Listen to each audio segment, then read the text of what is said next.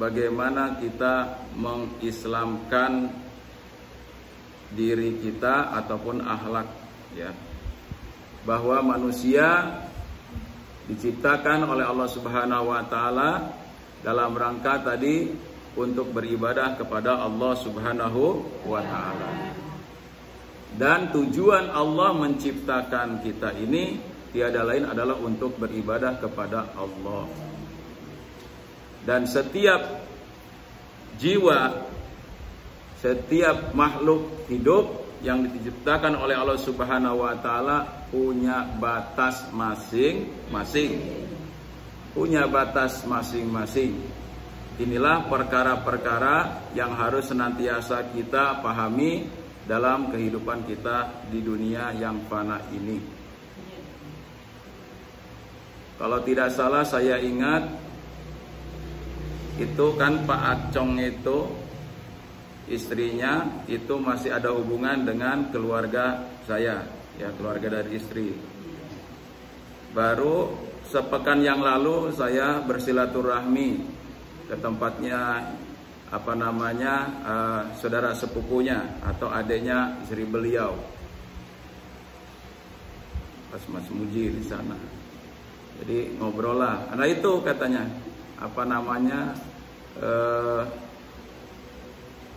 sisur, gitu ya. Sisur itu kan artinya adiknya, ya, adiknya dari suaminya itu. Nah itu, saya langsung ngobrol, gimana kabarnya Pak Acong? Ya begitulah Sep. Udah lama ya beliau itu nggak bisa jalan jauh-jauh, ya memang sudah begitu, sakit. Intinya ibu sekalian, betapa dalam kehidupan ini sesuatu yang bisa menyebabkan semua kegiatan dalam kehidupan hirup pikuk dunia ini yang bisa memberhentikan adalah hanya ajal. Hanya ajal. Kalau ajal belum sampai kepada kita, ya kita nggak ada yang tahu. Kita habis ngaji begini nih, selesai dari ngaji 5 menit, 10 menit ke depan, ada yang tahu nggak? Nggak ada yang tahu. Nggak ada yang tahu.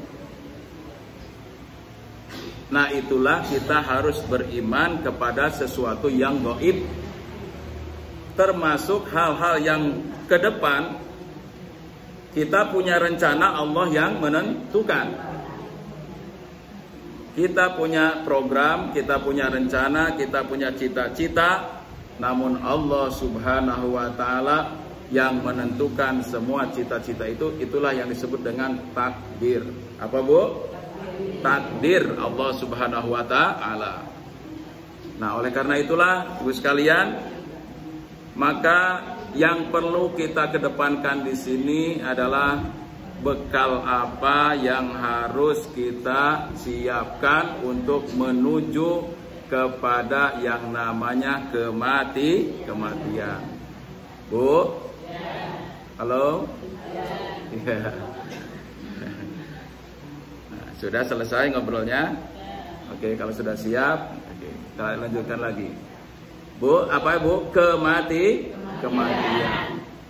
Masing-masing kita kullu nafsin dha'iqatul maut. Masing-masing kita akan merasakan yang namanya maut. Di sini siapa yang pernah merasakan maut? Belum. Ya. Belum pernah ya, Bu? Ya, siapa yang kepingin? Ya, siapa yang sudah siap? Ya. Kalau masalah belum dan masalah ditanya sudah siap atau tidak, siap tidak siap, mau tidak mau, ajal akan datang. Tuh. Idza jaa ajaluhum la yastakhiruna sa'atan wa la yastaqdimun. Apabila ajal sudah datang waktunya, tidak bisa dipercepat walaupun sesaat. Tidak bisa ditunda juga walaupun sesaat. Maksudnya apa, Bu? Ini adalah hak Allah Subhanahu wa taala. Kata Allah cabut. Siapa yang diperintahkan oleh Allah mencabut kita, Bu? Mencabut nyawa kita siapa? Malaikat Ijrail. Tuh, Bu. Hei Ijrail, cabut nyawanya Asep Tahyudin itu. Cabut. Mudah-mudahan saya lagi baik-baik saja dicabutnya. Amin ya robbal alamin. Sedang baik-baik saja, sedang melakukan ketaatan kepada Allah, sedang berbuat baik yang bermanfaat untuk orang lain. Amin ya robbal alamin. Karena apa, Bu? Sudah survei membuktikan. Pernah melihat, dengar survei membuktikan, Bu? Survei membuktikan pernah dengar? Di mana? Di TV. Nah, jadi TV itu ya tontonan menjadi tuntunan. Benar juga ya, Bu ya. Yang baiknya saja juga ada. Tapi yang jeleknya banyak. Lebih banyak yang jeleknya daripada yang baiknya. Survei membuktikan. Bu. Survei membuktikan. Apa Pak Asep? Orang-orang nanti akan dimatikan itu sesuai dengan kebiasaannya. Hati-hati. Orang nanti akan dimatikan sesuai dengan kebiasaannya. Apa kebiasaan kita? Kebiasaan kita apa, Bu? Sholat 5 waktu. Apalagi? Ikut pengajian rutin setiap Sabtu sore. Apalagi? Ngasih tahu anak-anaknya, semua keluarganya untuk melakukan kebaikan.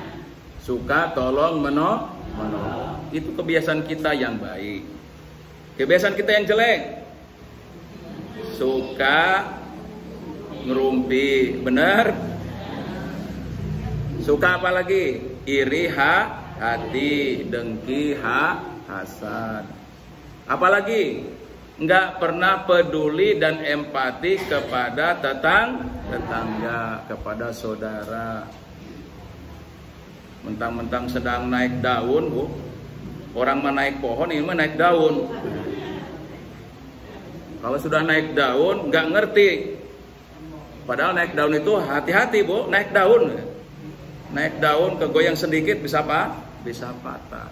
Kalau tidak kuat kita akidah kita. Nah, ini ingat nih, manusia hidup di dunia ini penuh fata morgana. Maka tadi Ibu, kalau Ibu ngerti tadi satu persatu terjemahannya surat Yasin tadi, luar biasa. Kenapa sih surat Yasin itu yang paling banyak dibaca oleh umat Islam? Karena fadilahnya besar sekali. Termasuk yang paling cocok ternyata ya untuk fadilah mendoakan kepada almarhum atau keluarga yang ditinggalkan adalah Quran surat Yasin. Jarang surat Al-Baqarah. Jarang ya, Bu ya? Jarang. Padahal surat Al-Baqarah juga ada, tapi nggak semuanya. Petikan ayat-ayat itu ada yang kaitan dengan masalah kematian. Ada. Tapi Yasin ini dari awal sampai akhir ini akan memberikan tausiah Allah Rabbani namanya. Tausiah Rabbani. Tausiah yang langsung kalamullah dari Allah Subhanahu wa taala yang perlu kita pahami, yang perlu kita renungkan agar supaya itu akan menjadikan tadzkirah, pengingat kepada diri kita masing-masing. Nah, inilah sekalian. Maka kafa bil maut, kafa bika al maut. Cukup bagi engkau bahwa kematian itu akan menjadi nasihat. Kafa binafsika al maut. Cukup bagi engkau bahwa kematian itu akan menjadi nasihat yang paling mujarab, nggak ada lain, cukup kematian. Maka insya Allah ibu sekalian, demen kita ini kalau kita disuruh, diminta oleh keluarga ahli almarhumah untuk mendoakan. Kenapa? Bila kita juga nanti hari ini kita mendoakan, Siapa tahu nanti malam kita yang didoakan. Sanggup Bu? Siap? Siap, tidak siap juga sama. Saya juga yang ngomong ya siap tidak siap sama ya, sama. Ini semuanya berlaku sama. Wa tawassaw bil haq wa tawassaw bis sabr, sama. Jadi kita punya satu program, tapi Allah Subhanahu wa taala yang telah menentukannya. Baik Ibu sekalian, maka mari kita ingat sabda baginda Rasulullah Muhammad sallallahu alaihi wasallam, innama bu'istu liutammima makarimal akhlak. Hanya aku diutus oleh Allah Subhanahu wa taala semata-mata untuk menyempurnakan akhlak manusia. Coba Bu, dari zaman dulu 14 abad yang lalu, Rasulullah sebagai khotamin nabiyyin, sebagai penutup nabi, wajah dunia itu sudah sebegitu buruknya. Kira-kira menurut Ibu ya, kalau ibaratnya suatu benda hidup, semakin tua semakin cantik, semakin gagah, atau gimana Bu? Iya. Lah perwajahan dunia, alam dunia ini di bumi khususnya. Ya Bu ya, di bumi khususnya, di zaman dulu Rasulullah Shallallahu Alaihi Wasallam itu diprediksi umur dunia itu udah seperti kondisi waktu asar. Udah seperti waktu asar Bu. Kalau perputaran 1 kali 24 jam, waktu asar itu hampir mendekati ghurubi syamsi, hampir terbenamnya matahari. Ya bayangkan kalau asar ini sekarang itu jam 13:15. 3, 4, 5 jam 6 kurang, sekarang sudah masuk waktu maghrib. Kurang lebih 3,5 jam sekarang ini dari asar masuk ke waktu maghrib. Kira-kira itulah analogikanya waktu kita sekarang ini, usia bumi ini Bu.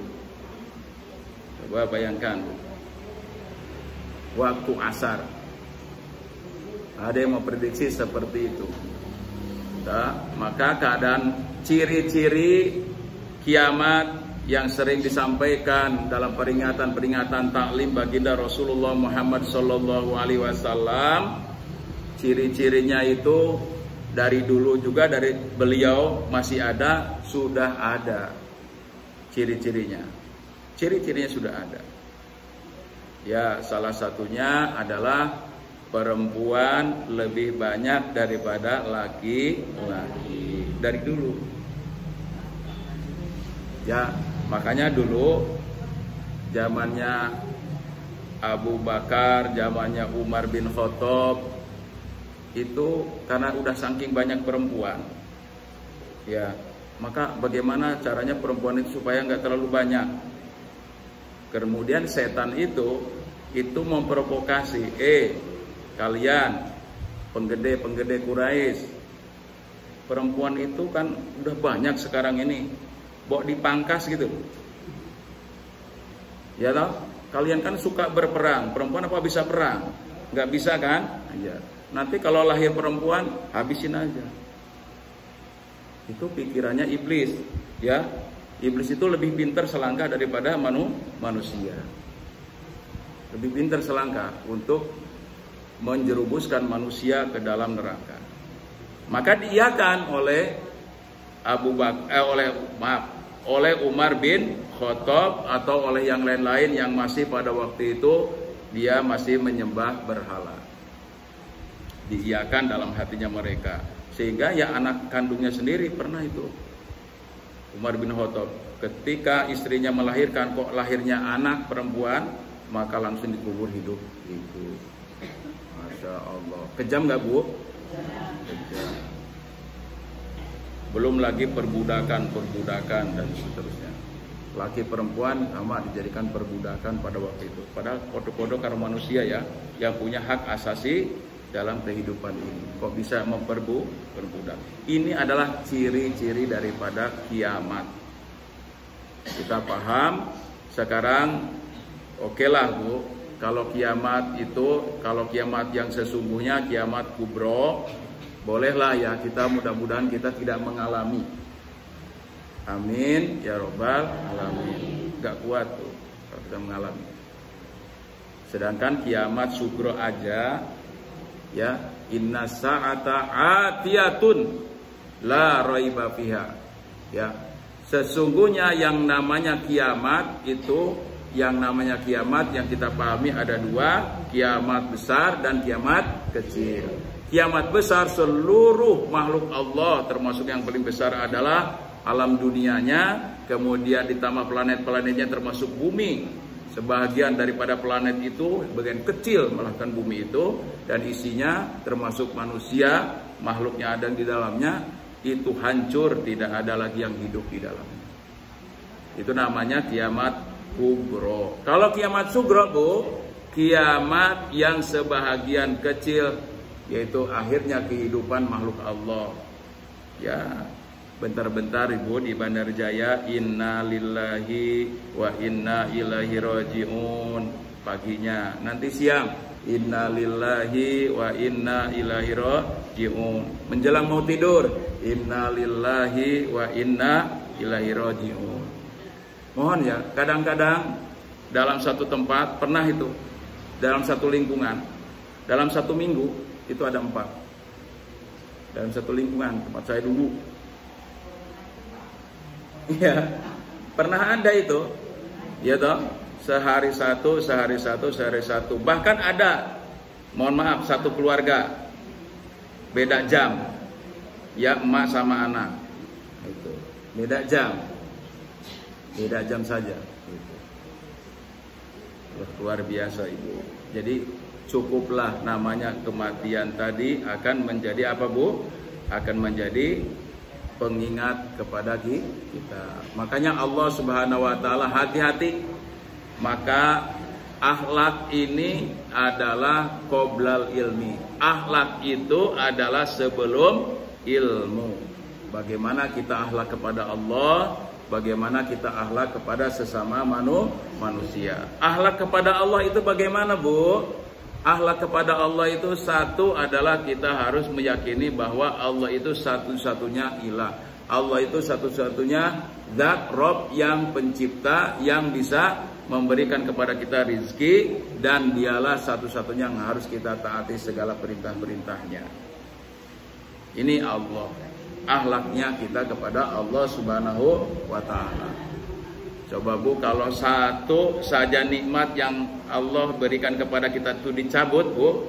Contoh, nikmat sehat kecil apa besar Bu? Besar. Ya, nikmat sehat itu besar. Kita bisa merasakan nikmat besar kita itu kita dalam keadaan sakit. Ya Bu ya.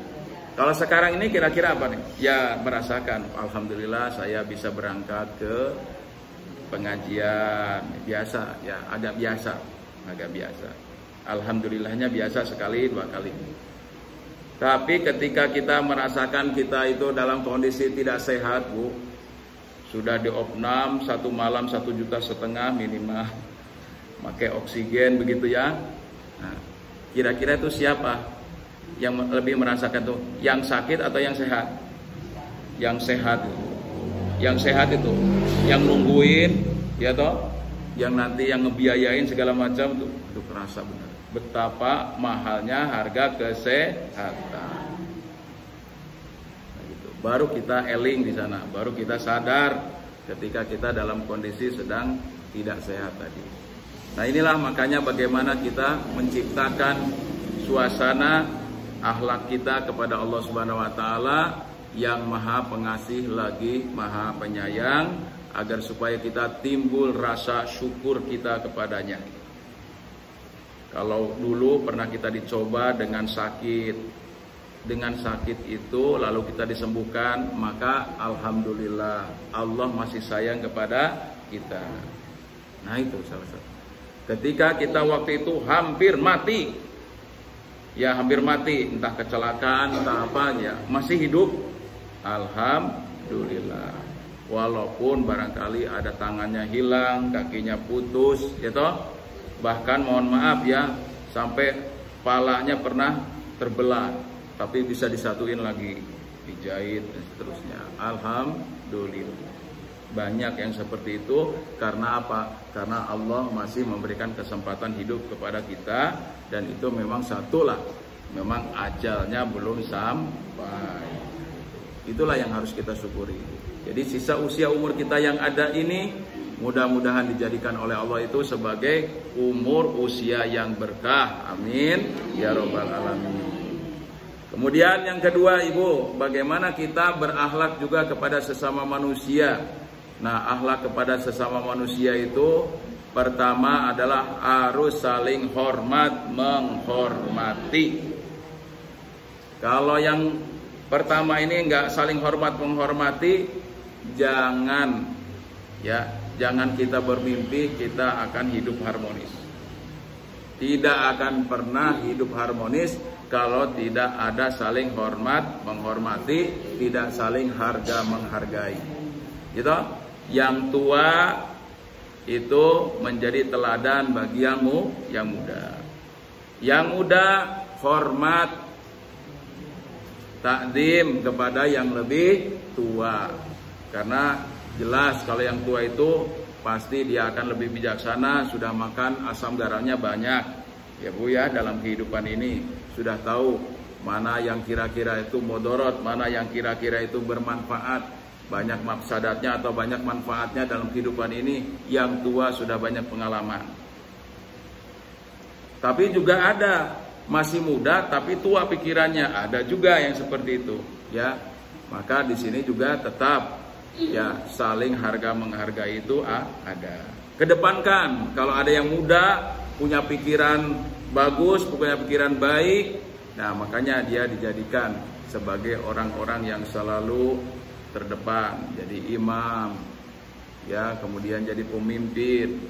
Nah sekarang ini kan sudah musimnya Ibu, jadi pemimpin ini adalah anak-anak yang masih muda. Coba wakil presiden kita itu dengan saya jauh tuh. Ya, dengan saya jauh itu usianya.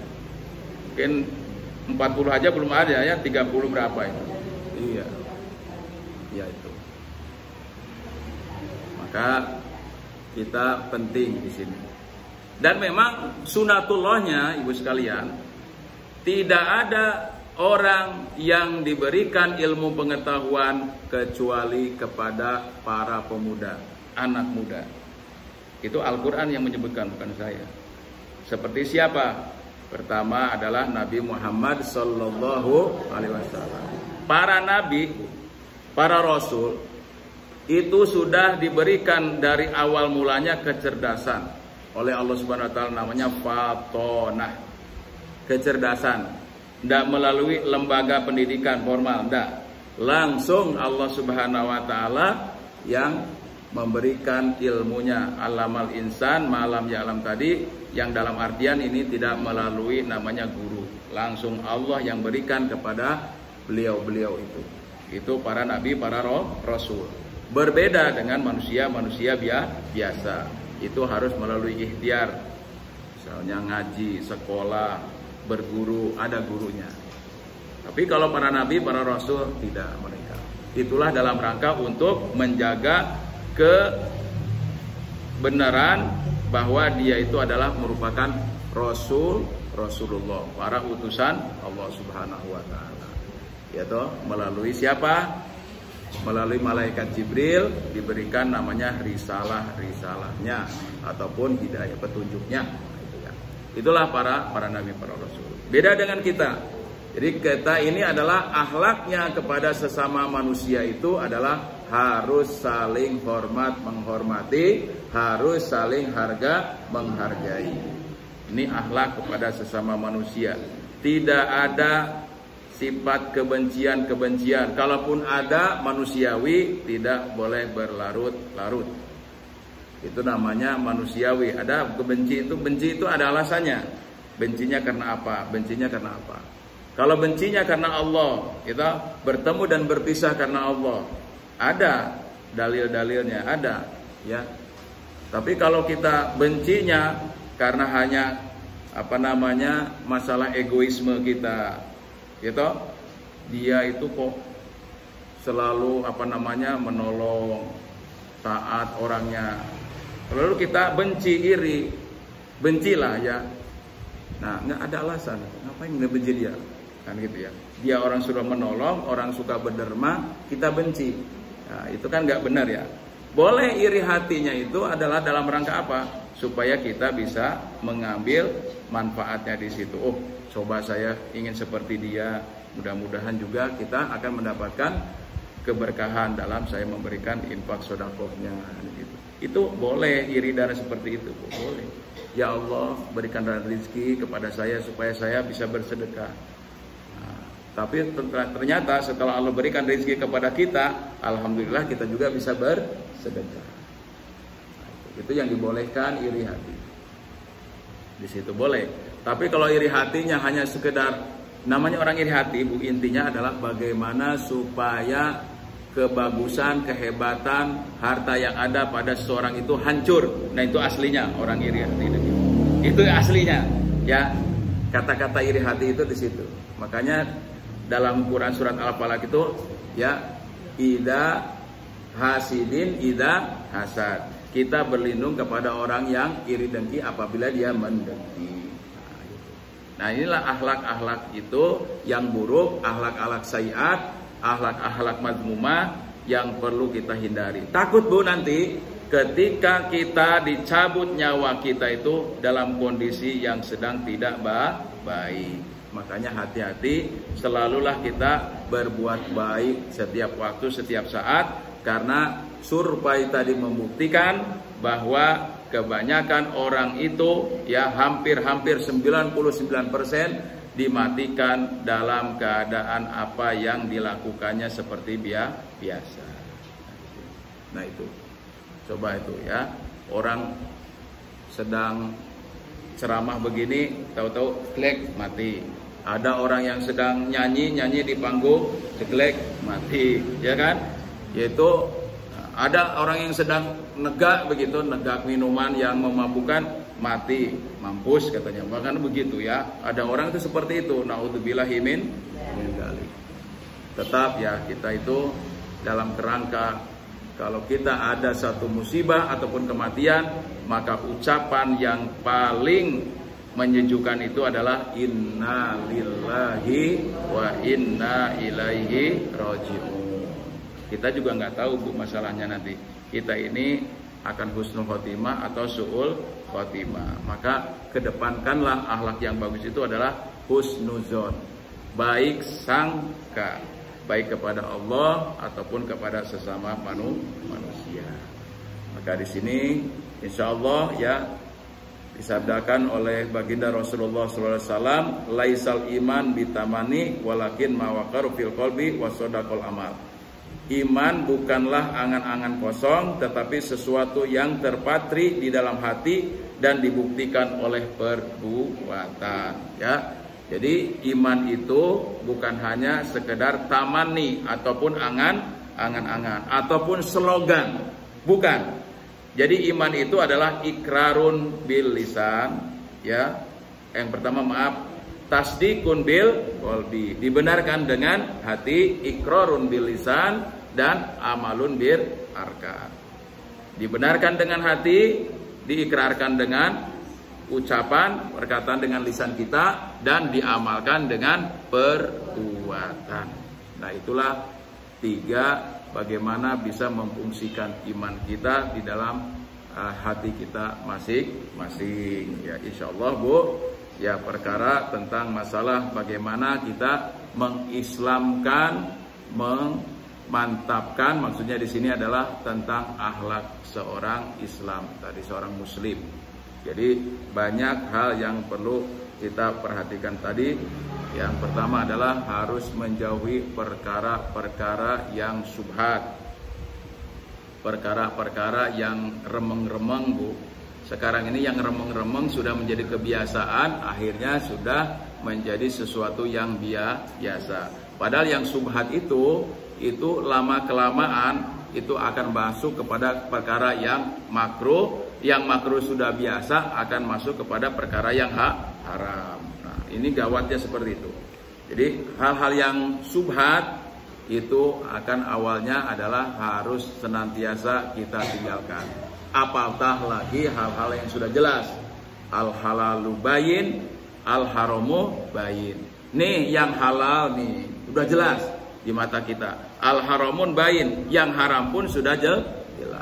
Baik itu dari perkara perbuatan, kemudian dari sisi makanan dan minuman, itu perkara-perkara itu sudah jelas.